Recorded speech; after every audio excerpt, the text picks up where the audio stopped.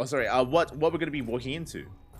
Is it cheese? Is it aggression? Is it a standard game? We're here to find out. We are here to find out. Spawning in the bottom left-hand corner of Hecate, we have our red Protoss player representing clan Taste the Bacon, aka Pigpan. It is Senjiu. Taste the bacon, Bobby. And spawning in the top right-hand corner, we have as opponent, we have the Blue Terran. Teamless, without a clan, it is Fairlight.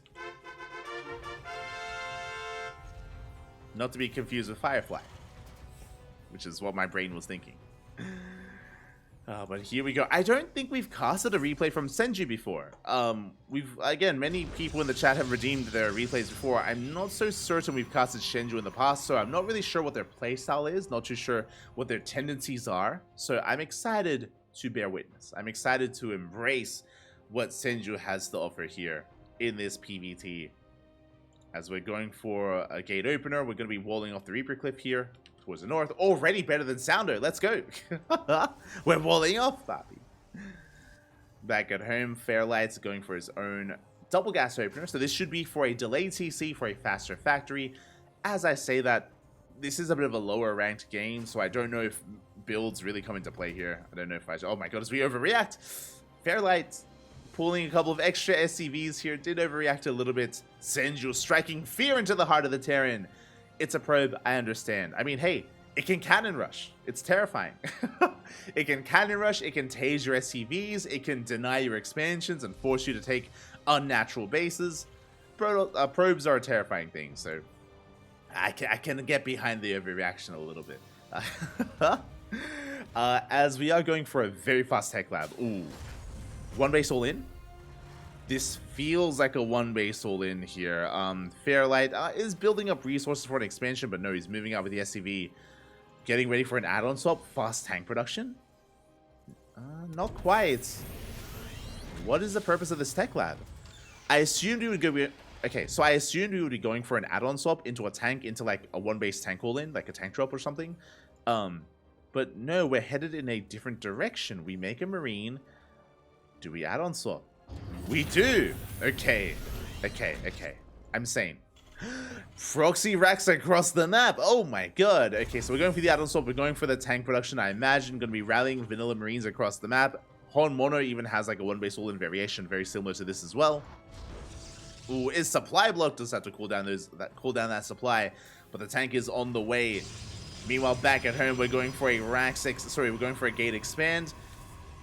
Senjiu hasn't seen much, did see the double gas, hasn't seen much, but is thankfully going for a robo opener. Okay, so for those that don't know, for those that are curious, robo openers are very safe. Very safe. With this, you can get into fast immortal production and into fast Colossus production. The downside of a robo-based opener is that you lack map control. Typically, you do lack a lot of map presence, and you can't really harass across the map. But with this, we can get into earlier immortals and be really safe. Now, based on the rally, this could just be an observer first, or even a prism first.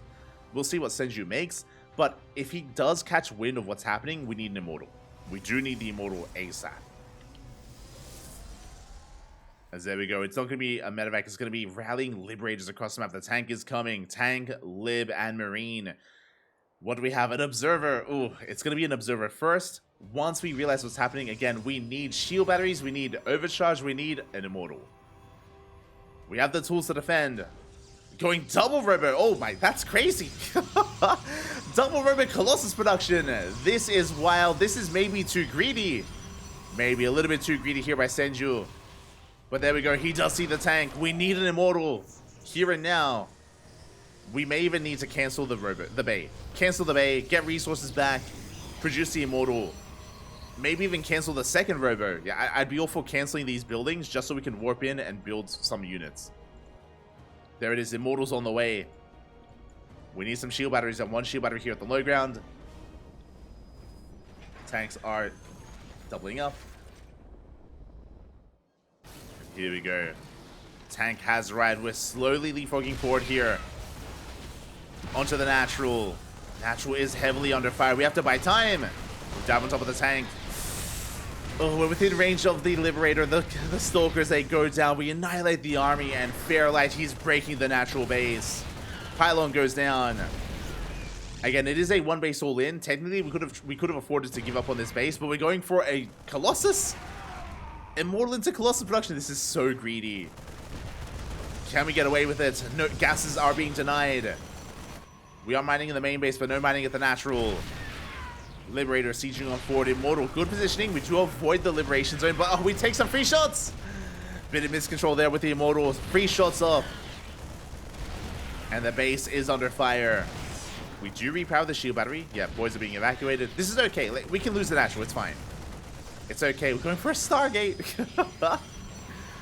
I mean, with like 3 Immortals and a couple of Stalkers, we could clean this up. But we're going for a Stargate, an alternate solution here for some Sky Toss, for some Void Rays. Not much shoots up. Void Rays will defend. But this is a late Void Ray. If we wanted Void Rays, like we cancel the Robo, cancel the Robotics Bay, and go for a Stargate then. We would already have a Void Ray by now. We would already have it.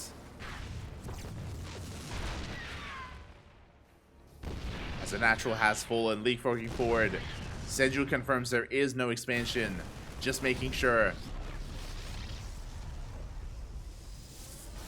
And Fairlight, he's pushing forward a little bit closer here. The tank does overextend. Big pickup. Do we have it? Okay, no. I was like, do we have extend thermal lands? Marines go down the tank as well. We're running out of steam. Running out of units. Again, so in this kind of situation, we need to be fluid and work with our tech. The fact that like we invest into a second robo and we're not using it, right? We invest into a bay that we're not using. Now we're going into a Stargate. Like it's a little bit too chaotic, and we're spending so much money on tech here, not on army, and as a result, like Fairlight is achieving quite a lot with this. He should be expanding, and there it is. Expansion's on the way.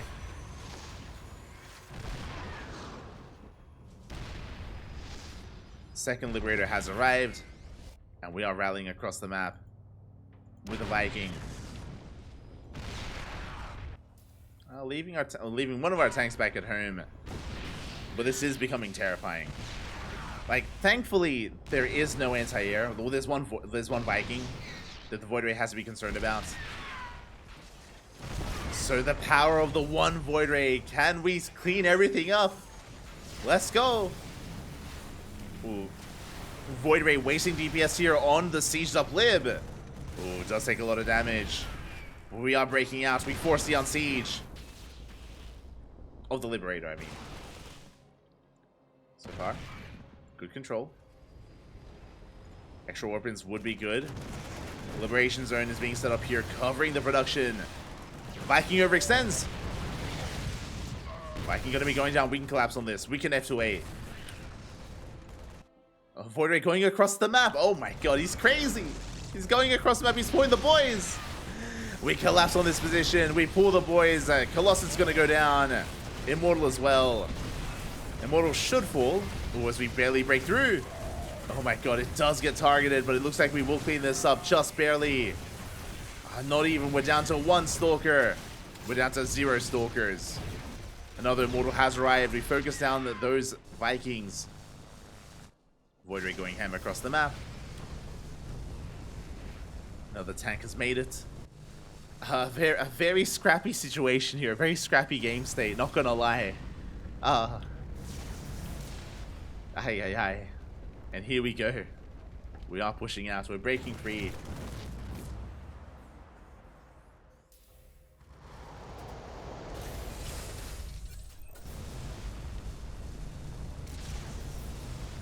As the Warriors will focus this down. Again, we do have Fairlight eventually expanding, and now he's soon to be taking an economic lead. The pressure is now on Senjiu. Either we do one of two things. We expand and we play from behind, or we all in. And it's looking like an all in. We're amassing Immortals here on 1 base. Oh, there it is. Okay, we are expanding. Never mind. We're expanding. We're settling down. We're settling into a longer game. Okay, both players are establishing their expansions, their natural bases. Again, Fairlight with a 2-base setup here with 2 orbitals. He should be able to take a lead, but I just realized this is not an orbital. It's a regular base. We need an orbital. We need mules. And we're not making it. We're not making an orbital right now. We're keeping it as a regular CC. Just making SCVs. Senjiu double expands. I like this. I like the double expand. He has map control. And this is a good way to catch back up. We're catching back up into this. Settling into immortal production, into additional gateways. Again, he still has map control with these Void Rays. Has one Void Ray, I should say. And all that we really need to do here for Senjiu is park a couple of units, like park a Zealot at each third and park a Zealot right outside the natural, just so we can see a move out. Because it's possible that Fairlight could pull the boys and go all in, and could kill Senjiu. Like, that's possible. I mean, with these Immortals, unlikely, but it would be nice to get a bit of scat information here and just have some vision on the map. Do we still have the Observer? We do. The Observer is parked outside the natural at least. We do have eyes on most things. Don't have eyes on the third, though. But just to get rid of what's going on. Senjiu, meanwhile, working towards charge. Should be chronoing out probes as hard as we can. And we are lacking some upgrades. I mean, we have a forge. Right now, because of our low worker counts, we shouldn't really be hyper-fixated on upgrades. Getting them when we can, but really focusing on just probing up as hard as possible. Here's that move out, and again, I don't think Senjiu saw it. Yeah, again, it's only the one observer here for Senjiu, so he doesn't see the move out. One Zealot is all we did need. And now the army may catch Senjiu off guard. What are we working with? We have 4 tanks. We have a good amount of Libs and Vikings. Vikings are the most useful of units. We do collapse here on the first tank. It is barely going to go down. We pulled the boys. Oof. Probes are going to be falling.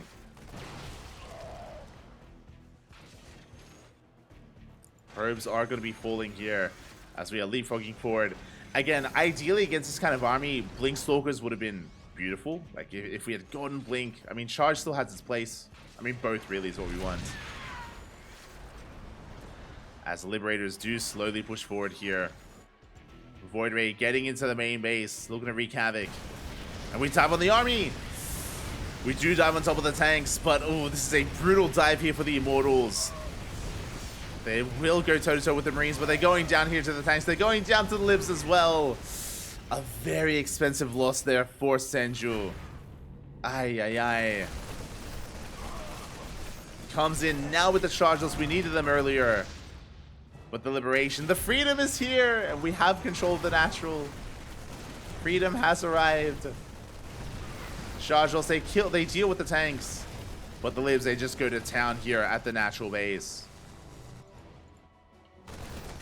Oh, here come the DTs. True. Do we have an orbital? Yes, we do. We do have an orbital. We have plenty of scan energy. We don't go for the scan, though. The Void Ray going ham. How many kills? 6 kills on the Void Ray. Denying mining in the main. And it looks like these Stalkers will be able to clean up these Liberators eventually. As they do get out of Liberation zones. Vikings are amassing. DTs are welding out. There is a missile turret. There's a turret in position in the natural. Oof. But we can get on top of the tank. Yeah, scan does nothing. Tank goes down. Oh, can we get the Cyclone? We can. Just barely. The Invisible Man. It's popping up. They're popping up. They're annihilating the mineral line here. So many SCVs going down. We try to escape the turret, but again, the turret does give plenty of vision. Yeah. We can chase down those DTs. Oh, just barely. And Senjiu, what's important here, even though he lost control of the natural, he has a third. Fully operational. Fully up and running third base. He has Immortals that are being rebuilt. We have a decent gateway count as well. How many gateways? 4 gateways. It's okay. 4 gateways. It's okay. We could do with more gateways to sustain our production, to sustain our economy, sorry. We do need a bit of a better production here available with more gates. And Blink would just make things so much easier when dealing with all these liberation zones. All these liberators. What I was meant to say. DTs, they waddle in. Get into the natural. They take down the Cyclone, they take down the Marine, they force a land of those Vikings. Meanwhile, DTs, they waddle into the main base as well. And the Invisible Man, we're carrying a lot here in this game. We're doing so much to the economy of Fairlight. Cannot keep up, goes for the scan. And he will kill one DT, but the other does survive. No, we miss! No, the second scan does miss the Dark Templar.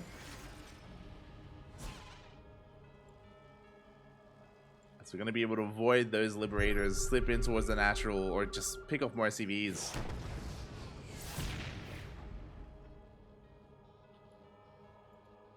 And even though we're missing some warp in cycles here back at home, it's okay. Like, we're doing enough damage with these Dark Templar. We're keeping Fairlight down, warping in more DTs.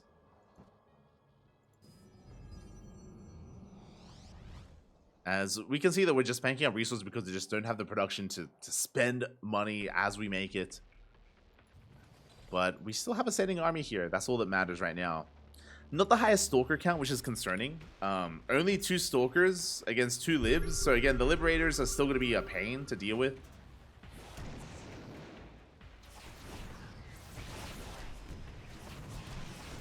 They are going to be a pain. As DTs, they waddle on in. They focus down the turrets. They focus down more workers. The SCVs, they're falling one after the other. Not like this. We're down to 11 workers here for Fairlight. Trying to bring it all together. Trying to close it out. Scans the main base, but here at the natural, the Immortals are going ham and they're snowballing out of control. Senjiu, he has an army. That's more than I can say for Fairlight. Sure, there's a Liberator and there's only 1 Stalker. But it barely gets out of range. The Stalker, the 1 Stalker going ham. Let's go. Let's go. As we take down the natural, contain our opponents to 1 base. They're down to 6 workers. That's all they have left.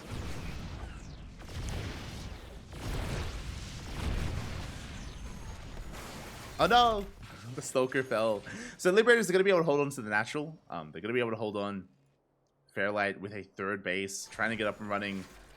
Fueled by a bit of copium here, Fairlight is, as he barely has an economy. But because of the Libs, he's going to be able to hold.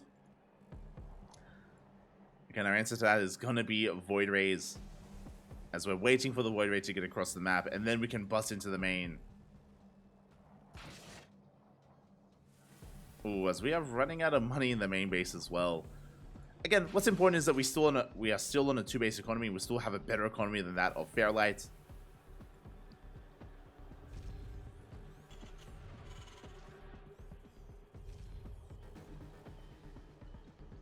Now we're just waiting for that anti-air.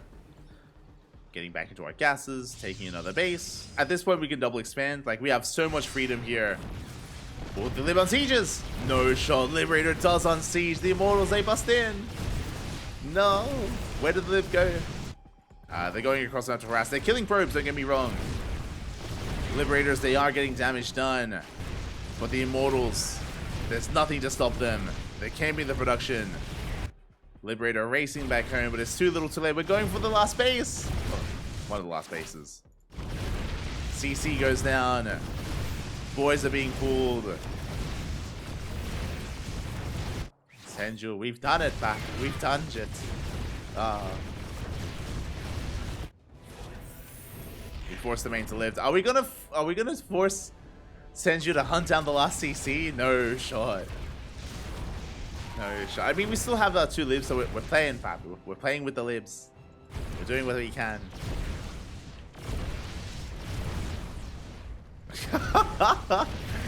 Not cool. Not cool, man. The ETs, sorry. It was a 1-base all-in. You're not wrong. You're not wrong. Oh, my poor Smudge. Not like this. I mean, to be fair, Fairlight had a big opportunity earlier. When it came to the 1-base all-in, it was achieving a lot of damage. It was doing quite well. The transition was lackluster, is what I will say. Like, the execution of the 1-base all-in was pretty good from Fairlight. But, again, the follow-up, the expand, the macro, that's where we did falter quite a bit for Fairlight. So we did falter. He was in a good position at certain points in this game. Was in a good position. GG here, and Senjiu, he will take the game. Will, again, slug his way through it. Work his way through that game, and will take it in the end. GG. GG. Let's go.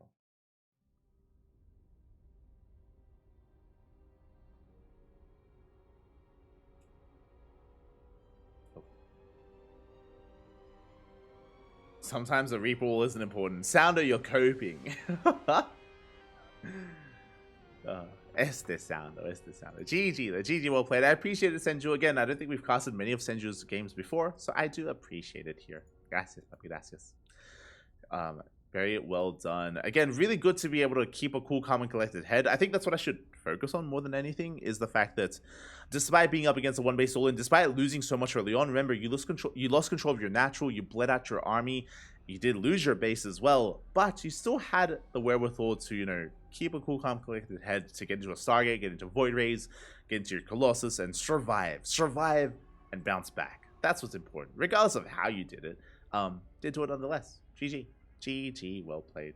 Of course, the Dark Templar were a nice way to seal the deal. I'll be honest, even without DT harass, I feel like you would have been in a good position regardless. Like, even in a normal macro game setup, you found yourself in a really good position.